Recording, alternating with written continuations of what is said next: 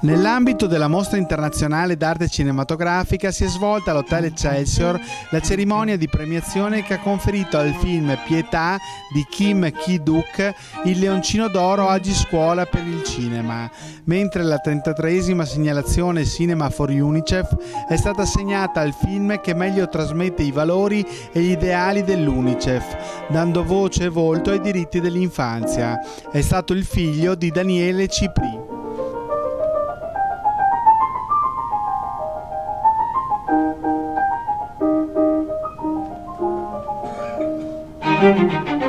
Alla premiazione i ragazzi membri della giuria provenienti da tutta Italia: Luciana Della Fornace, presidente Agi Scuola, Giacomo Guerrera, presidente nazionale UNICEF, Paolo Protti, presidente nazionale Agis, Lucrezia Stellaci del Ministero Istruzione, Università e Ricerca e il presidente della Biennale di Venezia Paolo Baratta.